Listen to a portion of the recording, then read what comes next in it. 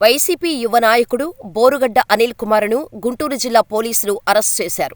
దీంతో ఆయన్ను కోర్టులో ప్రవేశపెట్టగా న్యాయస్థానం రిమాండ్ విధించింది. తన రాజకీయ భవిష్యత్తు మెరుగ్గా ఉండాలంటే ఆనాటి ప్రతిపక్ష నేతలను, టీడీపీ అగ్రనేతలను దూషించారని కొందరు వైసీపీ నేతలు ఒత్తిడి చేశారని అనిల్ అన్నట్టు తెలిసింది. అందువల్లే తాను అలాంటి మాటలు మాట్లాడినట్టు విచారణలో చెప్పినట్టు సమాచారం. ఇక వైసీపీ హయాంలో నాటి టీడీపీ అధినేత ప్రస్తుతం సీఎంపై నోటికొచ్చినట్టు తిట్టారన్న అభియోగాలు ఉన్నాయి. ఏపీలో కూటమి ప్రభుత్వం విజయం సాధించడంతో బోరుగడ్డ అజ్ఞాతంలోకి వెళ్లిపోయాడు. ఇక అరండేల్పాట ఠాణా పరిధిలో కర్లపూడి బాబు ప్రకాష్ను డబ్బుల కోసం బోరుగడ్డ బెదిరించారని 2021లోనే కేసు నమోదైంది. ప్రస్తుతం దానికి సంబంధించి బుధవారం రాత్రే గుంటూరులోని ఆయన ఇంట్లో నుంచే పోలీసులు అనిల్ను అదుపులోకి తీసుకున్నారు. అనంతరం గురువారం ఉదయం వైద్య పరీక్షలు చేయించి కోర్టులో హాజరుపరిచారు. దీంతో కోర్టు 13 రోజుల రిమాండ్ విధించింది. ఈ మేరకు ఆయన రాజమహేంద్రవరం సెంట్రల్ జైలుకు తరలించారు. ఎవరి ప్రోద్బలంతో అలాంటి మాటలు మాట్లాడారో చెప్పాలని పోలీసులు అనిల్పై ప్రశ్నల వర్షం కురిపించారు.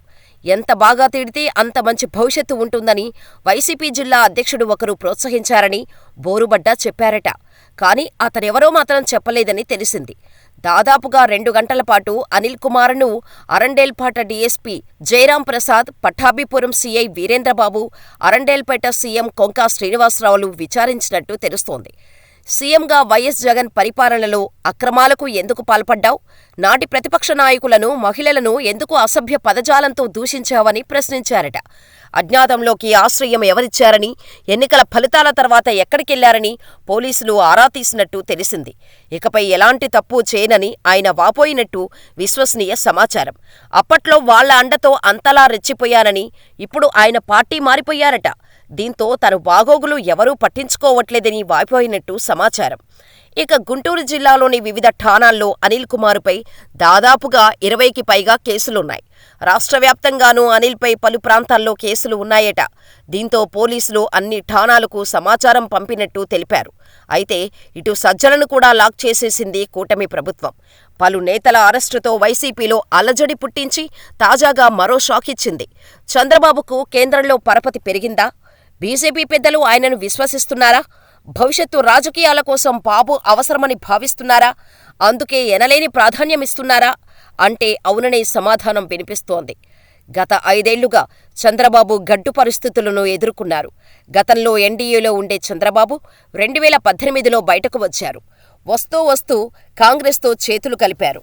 బీజేపీకి వ్యతిరేకంగా గళమెత్తారు. కానీ 2019 ఎన్నికల్లో దారుణంగా ఓడిపోయారు. అప్పుడే ఆయనకు తత్వం బోధపడింది. జరిగిన నష్టం తెలిసి వచ్చింది. గత 5 ఏళ్లుగా అనేక రకాల రాజకీయ పరిణామాలతో దాదాపు చంద్రబాబు పని అయిపోయినంత ప్రచారం సాగింది. జగన్కు ఎనలేని ప్రాధాన్యమిస్తూ వచ్చిన బీజేపీ పెద్దలు చంద్రబాబును పట్టించుకోలేదు. అయితే గుణపాఠాలను నేర్చుకున్న చంద్రబాబు అదే బీజేపీకి దగ్గరయ్యారు. అదే బీజేపీతో పొత్తు పెట్టుకున్నారు. ఏపీలో అధికారంలోకి రాగలిగారు. కేంద్రంలో తన టీడీపీ మద్దతుతో ఎన్డీఏ 3వ అధికారంలోకి రావటానికి కారణమయ్యారు. అప్పటినుంచి చంద్రబాబుకు పరపతి పెరిగింది. గత అనుభవాల దృష్ట్యా కేంద్ర పెద్దలతో చంద్రబాబు సఖ్యతగా మెలుగుతున్నారు. ఈ క్రమంలో చంద్రబాబు రాజకీయ ఉన్నతికి కేంద్ర ప్రజలు కూడా అభయమిచ్చినట్టు ప్రచారం సాగుతోంది. ముఖ్యంగా తన రాజకీయ ప్రత్యర్థి జగన్ పతనాన్ని చంద్రబాబు కోరుకుంటున్నారు. అందుకే కేంద్ర పెద్దలు అభయమిచ్చినట్టు తెలుస్తోంది. అందుకే ఇప్పుడు చంద్రబాబు కేంద్ర పెద్దల జపం పఠిస్తున్నారు. అది ఏ సమావేశమైనా ప్రధాని మోదీని పొగడ్తలతో ముంచెత్తుతున్నారు. గత వారం హర్యానా ఎన్నికల ఫలితాల ప్రకటనకు ఒకరోజు ముందు చంద్రబాబు ఢిల్లీ వెళ్లారు. ప్రధాని మోడీతో పాటు అమిత్ షాను కలిశారు. కీలక చర్చలు జరిపారు. మోడీకి పూర్తిగా సంఘీభావం ప్రకటించారు. అమరావతితో పాటు పోలవరం ప్రాజెక్టు నిర్మాణ పనులకు నిధులు మంజూరు చేసినందుకు కృతజ్ఞతలు తెలిపారు. ఈ క్రమంలో వారి మధ్య జగన్ చర్చకు వచ్చినట్టు తెలుస్తోంది. జగన్ను రాజకీయంగా అణిచివేసేందుకు కేంద్ర పెద్దల సాయాన్ని చంద్రబాబు కోరినట్టు సమాచారం. అందుకు కేంద్ర పెద్దలు సానుకూలంగా స్పందించినట్టు కూడా తెలుస్తోంది. ప్రస్తుతం వైసీపీ గడ్డు పరిస్థితుల్లో ఉంది. ఈ ఎన్నికల్లో ఆ పార్టీ ఓడిపోయిన తర్వాత చాలామంది గుడ్ బై చెప్పారు. వరుసగా నేతలు పార్టీని వీడుతున్నారు. ఇంకోవైపు కేసులు చుట్టుముడుతున్నాయి. చాలామంది వైసీపీ నేతలు అరెస్టులు కూడా జరిగాయి. మరికొన్ని పాత కేసులు తెరపైకి వస్తుండటంతో కీలక నేతలు సైతం భయపడుతున్నారు. ఈ క్రమంలో కేంద్రం కానీ చంద్రబాబుకు అభయం ఇస్తే కొన్ని కీలక కేసులు ముందడుగు పడే అవకాశం ఉంది. ముఖ్యంగా జగన్పై ఉన్న అక్రమాస్తుల కేసుతో పాటు వివేకానందరెడ్డి హత్య కేసు తెరపైకి వచ్చే అవకాశం ఉంది.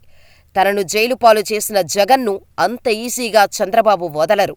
ఈ విషయం జగన్కు తెలియంది కాదు. రాష్ట్రంలో తనకున్న అధికారంతో పాటు కేంద్ర దర్యాప్తు సంస్థల ద్వారా జగన్పై ఉక్కుపాదం మోపే అవకాశం ఉంది. పైగా నిన్ననే సీఎం చంద్రబాబుతో పాటు డిప్యూటీ సీఎం పవన్ హర్యానాలో ఎన్డీఏ పక్ష సమావేశంలో పాల్గొన్నారు. అక్కడ కూడా బీజేపీతో పాటు భాగస్వామి పార్టీల బలోపేతానికి తమ వంతు సహకారం అందిస్తామని కేంద్ర పెద్దలు అభయమిచ్చారు. ఈ తరుణంలో వైసీపీలో ఒక రకమైన కలవరం ప్రారంభమైంది.